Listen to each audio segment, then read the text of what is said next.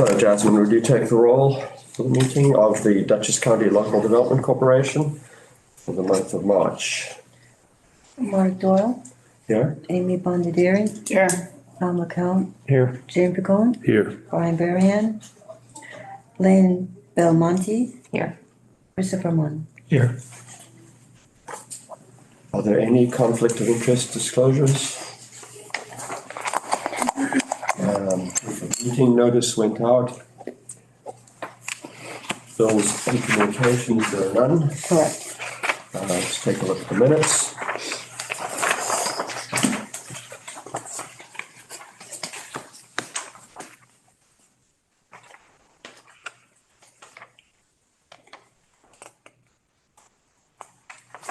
Make a motion to approve the minutes.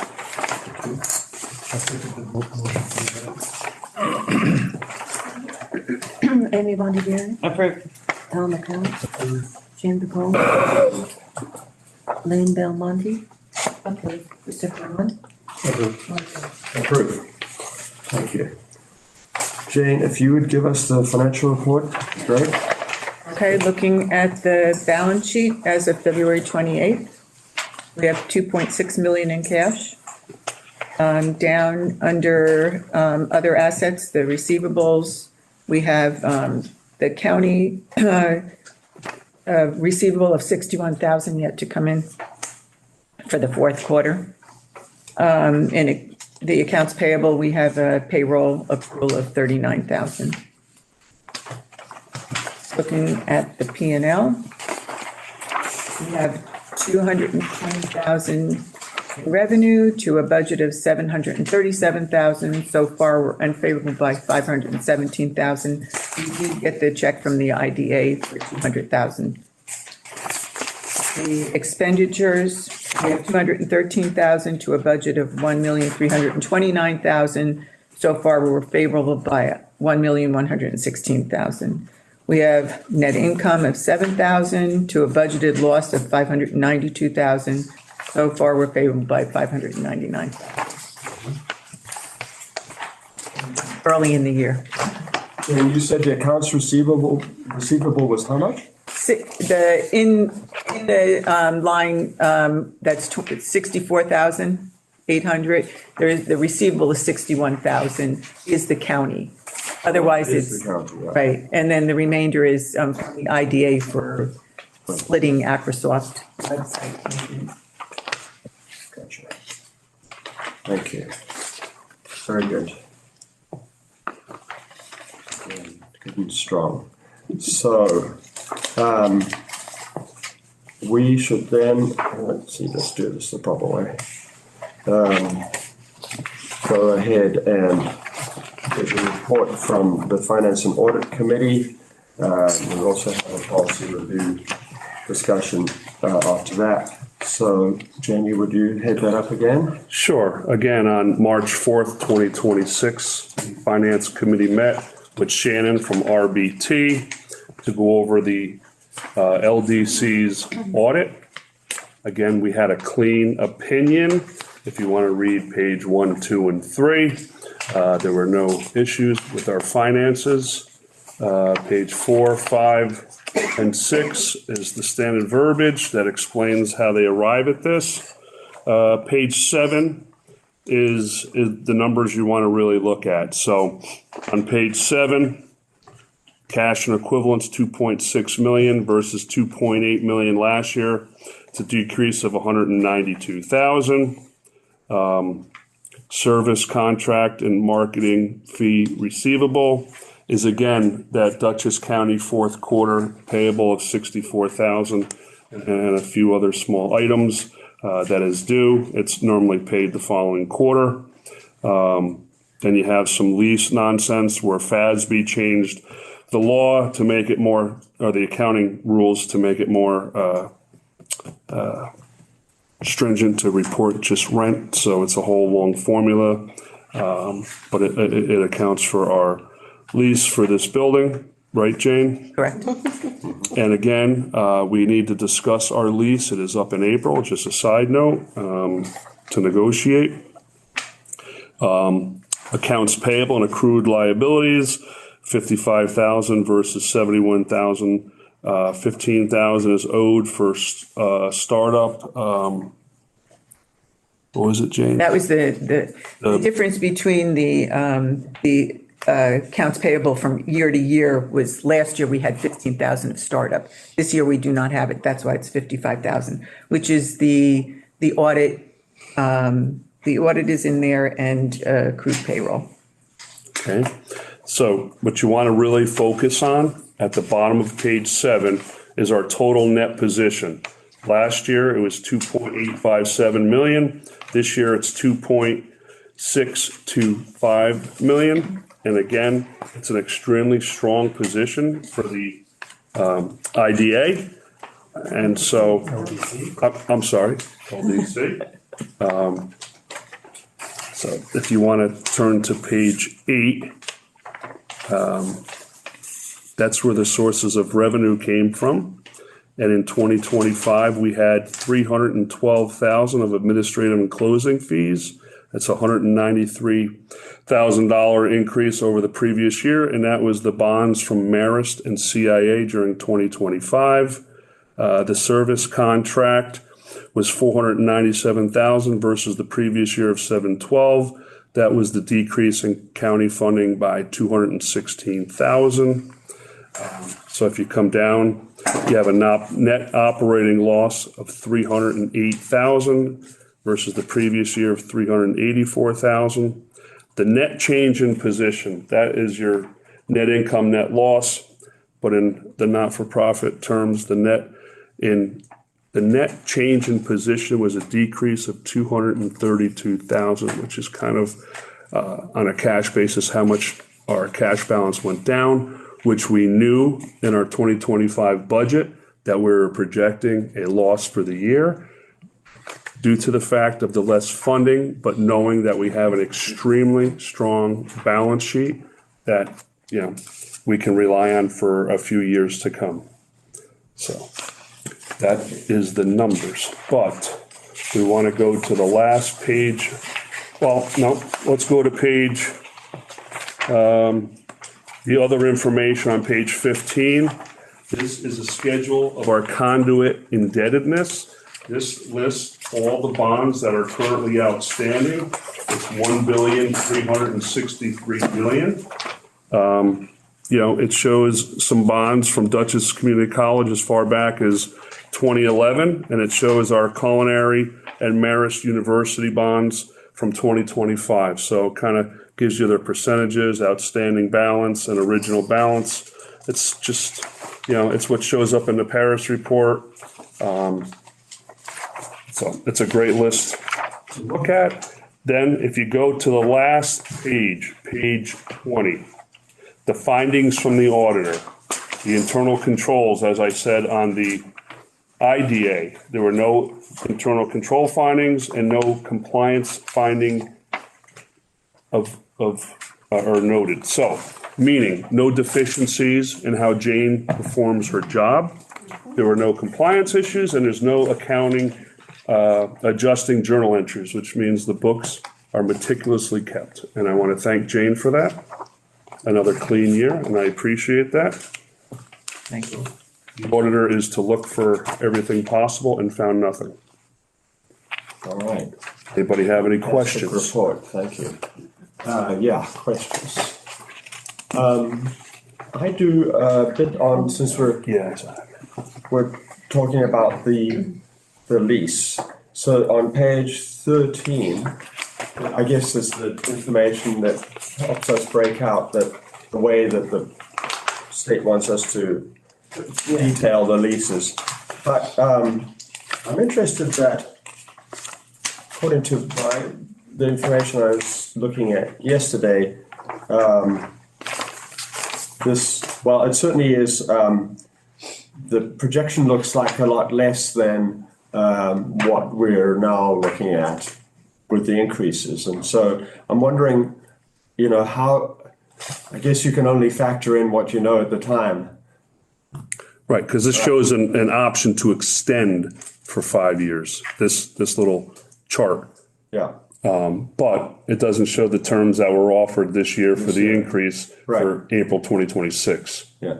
Which would then be put into this elaborate spreadsheet to come out with the different types of amortization that's required by the new FASB for the accounting, rather than just say it's 140,000. Right. It's a lot more complex. Right, the software that they use, what they do is, after the lease is up, the assumption is that it will be renewed. Yeah. And they automatically calculate it at a certain percentage that previously was used, a market cap. Based on So, what yeah. they know at the time, right? Right. So once the new lease, if signed, for next year's audited financials, you'll have a whole different schedule. Okay. Thank you. Right. So to be discussed later, the lease, but in the meantime, again, our fiscal year end is 12/31/25. And this is a very quick turnaround by the audit to be done, and we've met March 4th, which is pretty unusual, but it has to be done because the financials have to be audited and uploaded to the Paris report. So with that, I'd like to make a motion to accept the LDC audit for 2025. Second.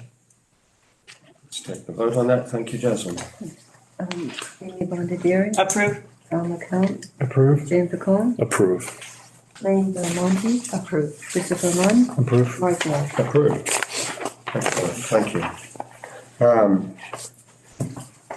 Policy review, the same. Same as the IDA. There was, during the IDA portion of the meeting, there were some suggestions from the board members to include in the revision of the FOIL policy.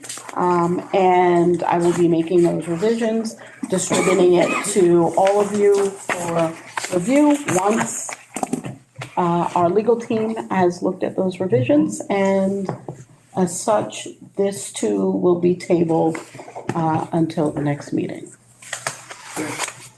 Thank you. Very good. So moving on to, I don't mean to jump ahead of you. No, I was, you're. Unfinished, Yeah, yeah, I unfinished know, business. we're flipping the pages. Yeah, no, huh? actually, because I did that previously, so that's good. No unfinished, but, no, we have Well, we unfinished do. business. We We have- have the consideration of the compensation package for Jane. Correct. Because when we last met, we voted, but we omitted discussing the benefit component of it. Correct. So Jane's salary was increased 3% from 2025 to 2026. That new salary, which the board voted on in February, will be $96,132.72. But what we failed to include for the board to vote on is the compensation package, excuse me, the benefits package, which is $24,000. So what's before the board today is to is to vote on the entire compensation package, the salary portion, in addition to the benefits portion. And And the benefits portion is the same for every employee, correct? Benefits The same portion. bucket that you get. Same bucket for all of us at the same amount. It's easy. do we need to restate the numbers? Because I don't have them right here. So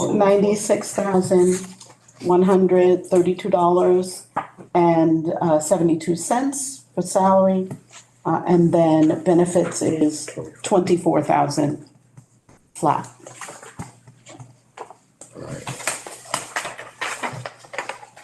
The intriguing 72 cents.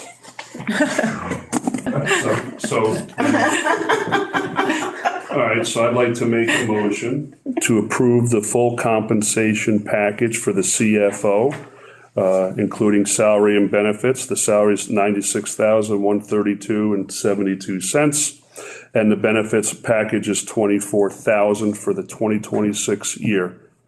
Second. Thank you. Amy Bondieri. Approve. Tom McCount. Approved. David Cole. Approve. Lane Belmonte. Approve. Christopher Munn. Approved. Mark Wong. Approved. Wonderful. All right. So having covered that, we're going to move on to new business, and you're going to lead that off. Correct.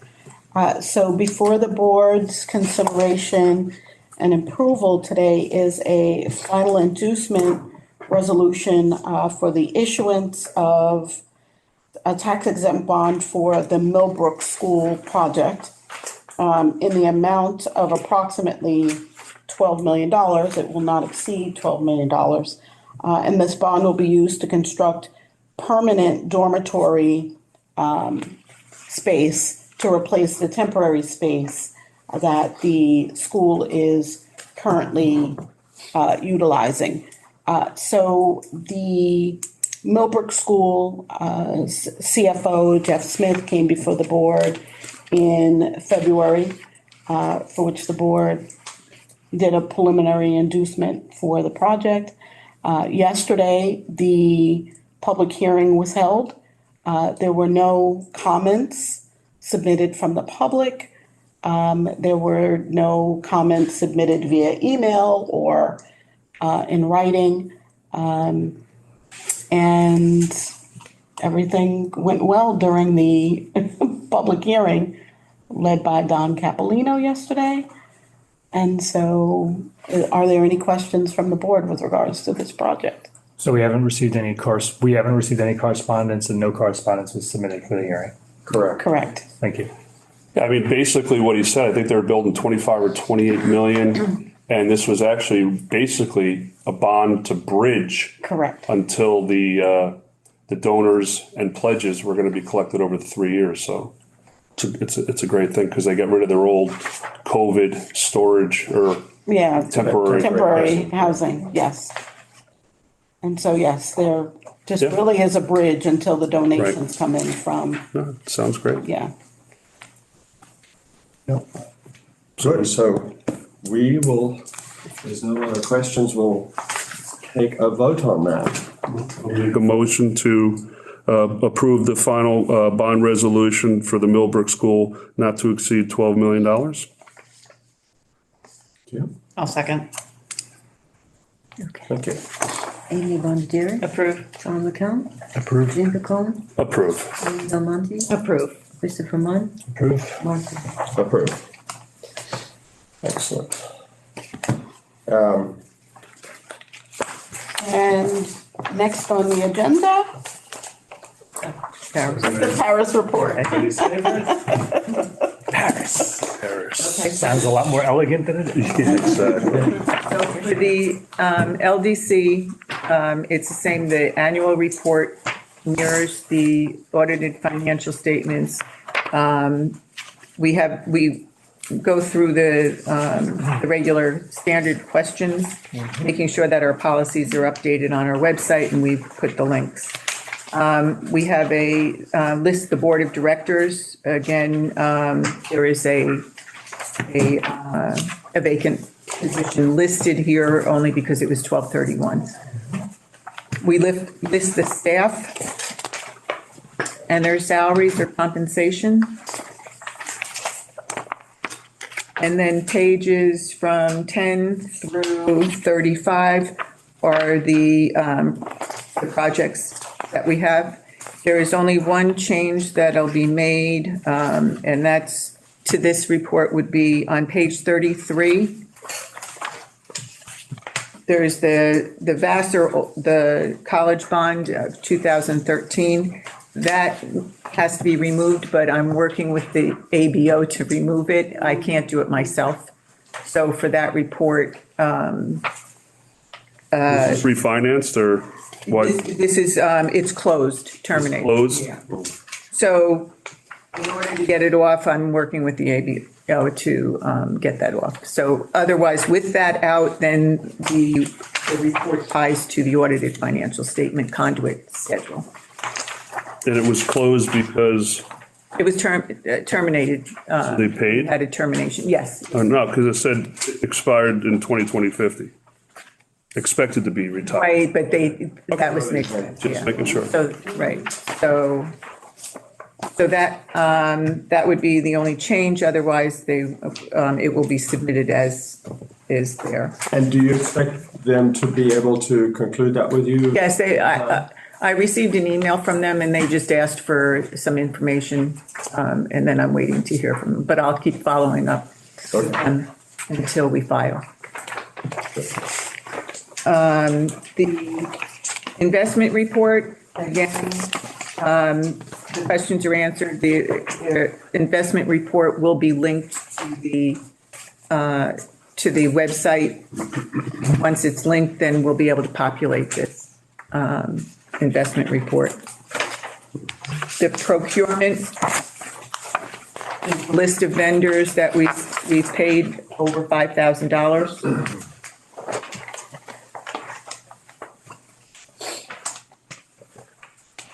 And it lists the type of contract we have, or whether it's just a PO.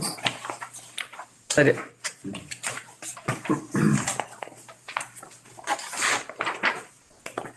so I don't know if you have any questions on any of the vendors. And the final page, the final report is the certified financial audit, and that's once the audited financial statements are received from the auditors after they've been approved by the board, this will be linked to the website, and then we'll be able to populate it.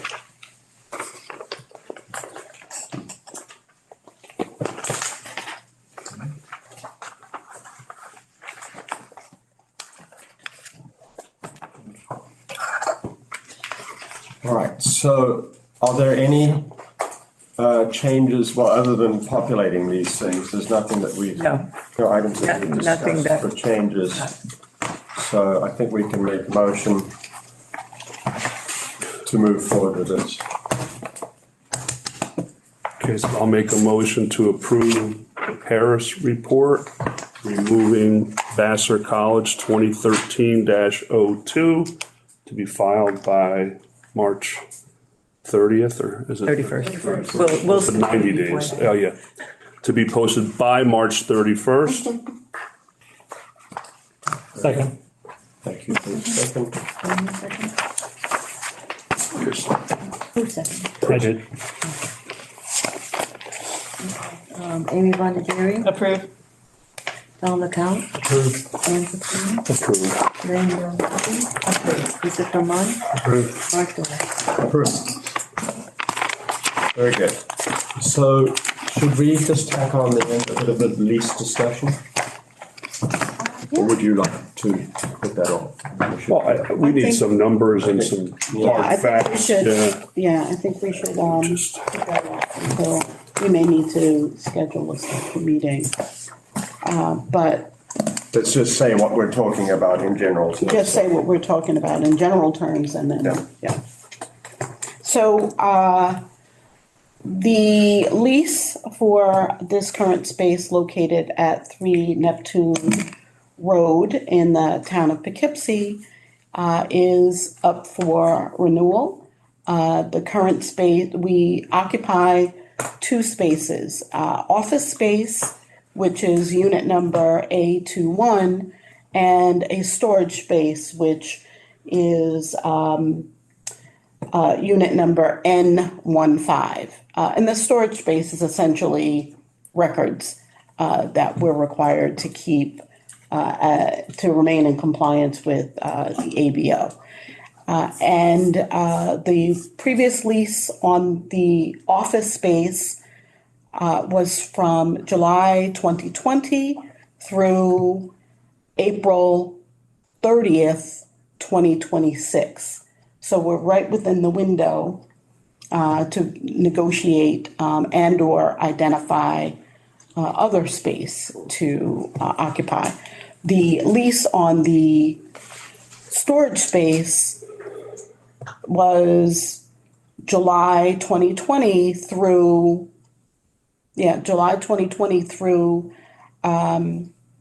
March 31, 2026. So that's up for renewal. And what we've seen and what I'm now learning from you all today is the state has required that there is a breakout in the charges encapsulating that lease number. In prior years, the lease amount was one number, and that rolled into it CAM charges, common area maintenance charges, and on both the office space as well as the unit space, the storage space. And prior to 2025, my research has identified that the storage space was rolled into the office space. So the lease for, and I'll need to correct myself, the lease for the storage space was rolled into the office space. So there wasn't a separate lease on the storage space until 2025. No, So, yes. we had storage space upstairs, That we had. which was actual storage space, up until I believe 2024, we moved everything to this N15, which is technically an office, but we're using it as storage. And I think that's why there's CAM charges on it, because it can be used as an office. Right, so let's just, so the CAM is the Common area. common maintenance. area management fee. And I think that's the critical thing. I don't think it's not that the state is required, it's that the landlord is now breaking out this common area fee and adding it to. And just to let you know, that it is a new Yes, a new landlord. software. We were under Guardian, Yeah, Locally owned. and yes, and they did not charge CAM charges, yeah. or at least they didn't break it out. They encompass the taxes and everything, It was rolled into the one fee. right, Yeah. And Now there's corporate ownership. correct. correct. And therefore, even the small office space that we're using for storage has the CAM charges. And how large of storage space is that? It's 298 square feet for the storage space. It looks about the size of this room. Okay. Jasmine would know, About the size of this room. yeah. 15 by 20. So the lease is indicating for following years about a 5% increase. And then on top of that is this new charge for the common area management fee. So we're On both spaces. on both spaces. So it's a whole chunk more money. That said, we are, of course, in a very tight window. Yeah. So we will have to consider those things carefully. Yeah. Over the barrel. Is there a reason, why are we in an office space with storage instead of in a storage space with storage? Why are we using the office instead of a storage unit? Yeah, like why is our storage an office space? Well, it didn't matter until they're starting to hit us with the CAM now. Yeah, I think that it was a convenience. I mean, if I recall the discussion, there was, We had to go upstairs and bring down the files. Separate. How often do you access the storage space? Once a week, once a month, very rarely? I've been here since November. I've not had to use that space at all. So could- I've not had to access She was it. talking about Iron Mountain before. Correct. Yeah. Yeah. when you had to do a foil, you didn't have to access it for that. Well, the It's all documents digital. were, there, we do have some documents here within the office itself. Yeah. And a great deal of the information is available digitally. And so my thought was to begin researching Iron Mountain to vacate the storage space and move all those boxes there. Iron Mountain, that's their primary business. And so if we were to need that information, whatever is in those boxes, they have a very clean process whereby you make the request, they make the box available to you, or, they even have a service if we drill down and ask them to digitize everything or to access the information in the boxes for us, they will do so. And so I'd like an opportunity to research Iron Mountain for the purposes of moving our records into archives there. But also on the flip side, Ron Hicks mentioned possible excess county space Yes. possibly at the Poughkeepsie Journal Building. And so I've not spoken with Ron Right. in great detail about that space, and that's another conversation I will be having. And is if there's an opportunity for us to relocate there, if it's suitable, then yeah. And But the lease we have in front of us is going to be a 5-year term? It will be a 5-year term. No, I think it's a 1-year term. Or is it James? you could probably renewable? negotiate. Do you recall? I don't Yeah. recall. I thought it was 1 year, but I'm, Okay. Yeah, I so don't fine. recall. Yeah. Yeah, on that financial statement in the audit, it said there's an option for 60 months. Maybe it's changed from the Guardian to Prime. Okay. Yeah. So essentially, So we got to, We'll need a we need little to have a bit more meeting and time. dive deep into it. correct, Good. correct. All right. Very good. Well, thank you. Any other information, questions, comments for the good? Okay, in that case, we'll adjourn the LDC meeting for the month of March and see you next month.